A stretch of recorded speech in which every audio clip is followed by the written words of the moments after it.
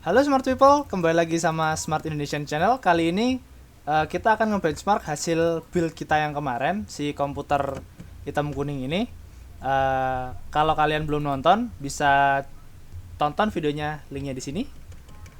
Kalau kalian udah nonton, bisa langsung kita lanjut aja. Kalau kalian lupa nih, spesifikasinya komputer ini dia pakai prosesor Core i3 6100, SSD Patriot Spark, hard disk Western Digital Blue 500 GB. Terus VGA-nya kita pakai Inno 3D 1050 Ti, power supply Seasonic 400 watt ya, 430 watt, rating 80 plus, dan motherboard Colorful BattleX B150 version 23. Penasaran gimana hasilnya? Check this out.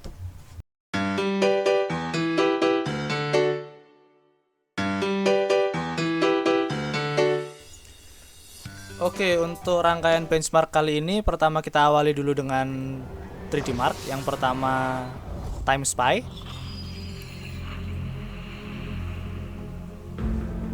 Semua benchmark kita kali ini dilakukan di resolusi 720 atau HD aja ya. Karena ya kenyataannya ini monitor yang paling banyak kita pakai juga, jarang masihan kita yang pakai 1080.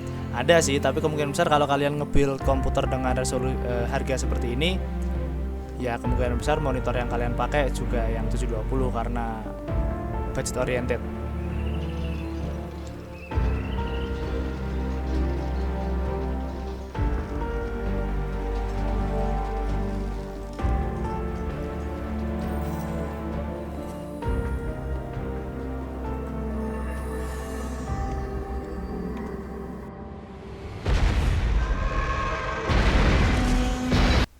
Berikut hasil dari 3D Mark Time Spy. Poinnya 2173.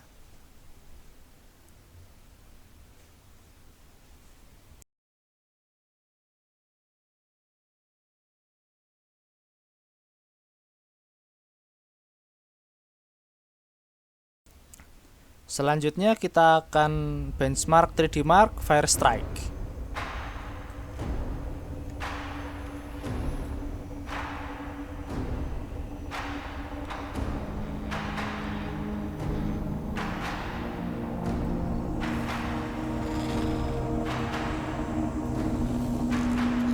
Kelihatan ya dari dua benchmark pertama ini, sebenarnya ketika ngerender gambar-gambar yang gak terlalu berat, VGA yang kita pakai 1050 Ti ini bisa menjalankan merender gambarnya dengan cukup baik. Tapi ketika gambarnya punya proyektil lebih banyak, detail-detail api-api seperti ini, maka dia sering mengalami frame dip sampai 12 fps tadi di Firestrike.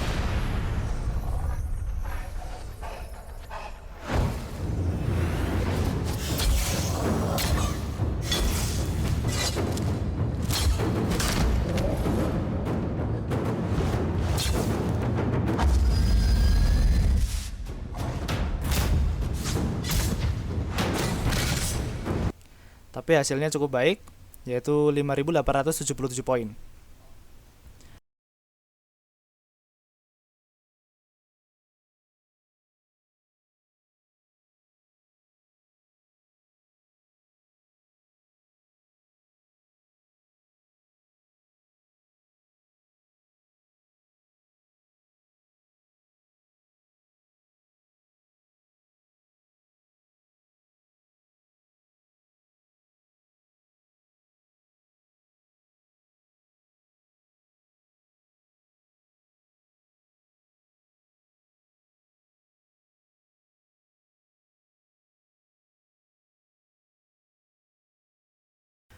Selanjutnya kita ke 3D Mark yang lebih ringan, Skydive.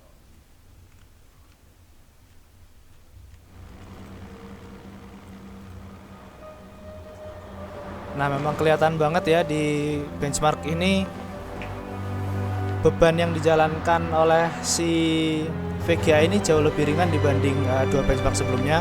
Di pojok kanan atas frames-nya itu kelihatan bisa sampai 150, 180, bahkan kadang ketika ringan 200.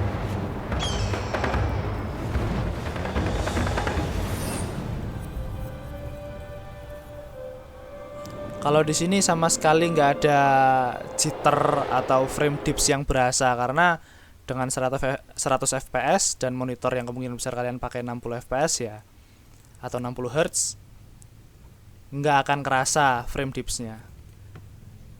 Bahkan untuk kalian yang main game kompetitif pun saya rasa 100 fps itu masih cukup.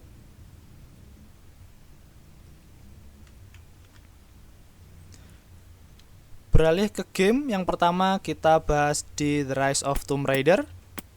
Settingan yang kita coba kali ini high.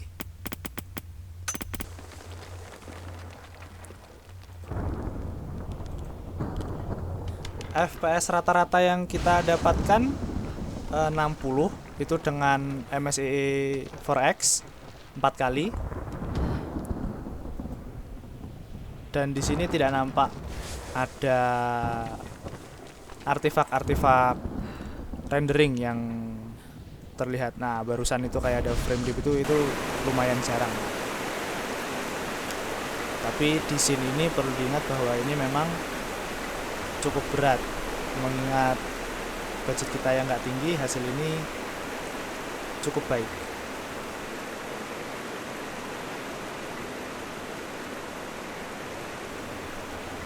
Oke, itu dari benchmark game-game AAA.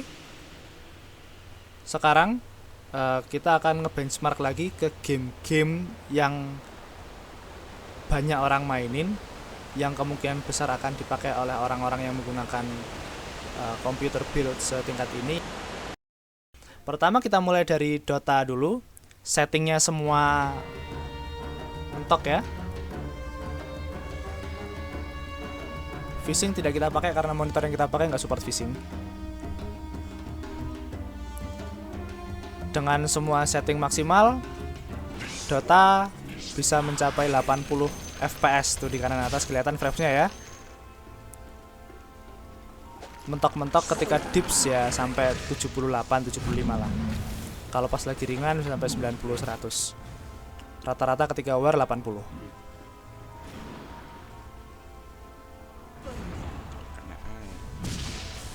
Oke, ternyata dip bisa sampai 40.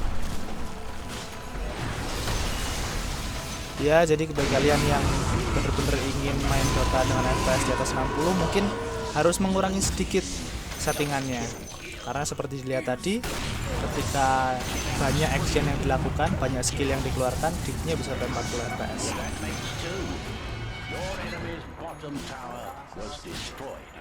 Selanjutnya Counter Strike Global Offensive CS:GO.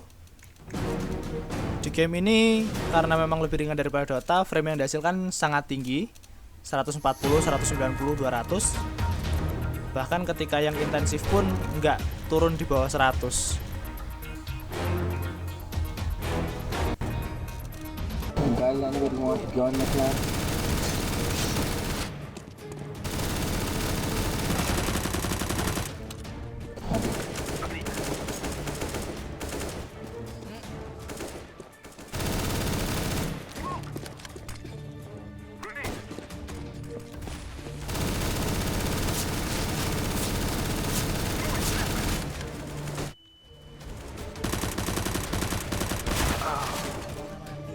Oke, sekarang giliran Rocket League.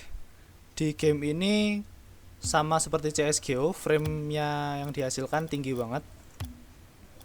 Rata-ratanya sekitar 180. Turun-turunnya pun nggak pernah di bawah angka 100 karena ya memang game ini lebih ringan.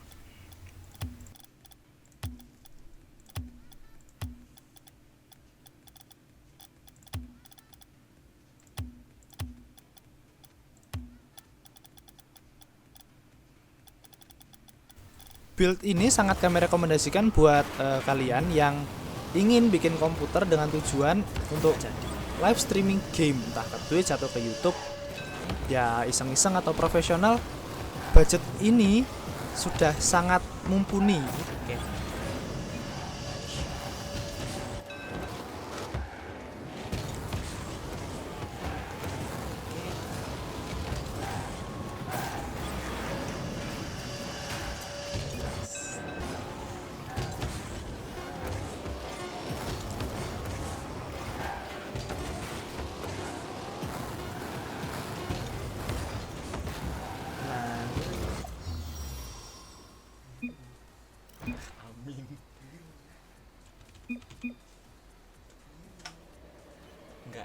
wis dikode iki lho map.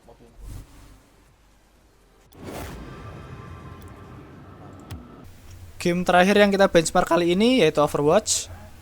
Ini game paling baru di antara Dota, Rocket League sama CS:GO.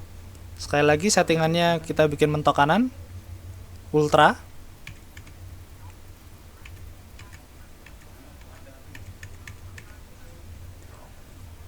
Di game ini frame rate yang dihasilkan memang lebih rendah dibanding Rocket League dan CS:GO. Karena frame yang dihasilkan tidak pernah kurang dari 60 fps. Nggak terasa ada jitter, frame lag, frame drop yang berarti.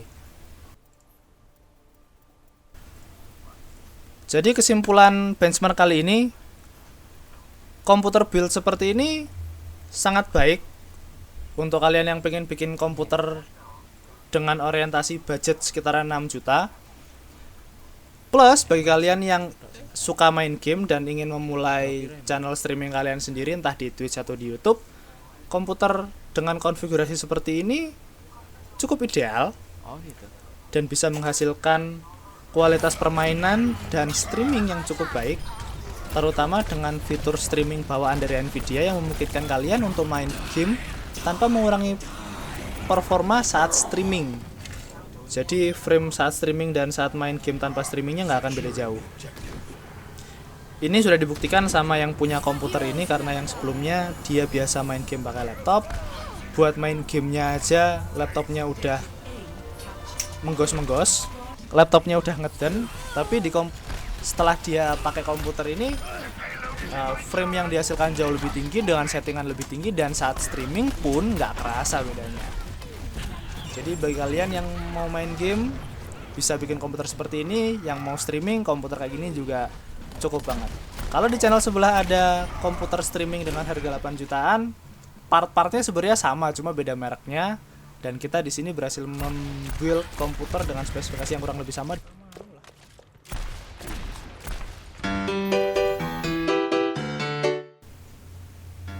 Ya, itu dia hasil benchmark kita kali ini.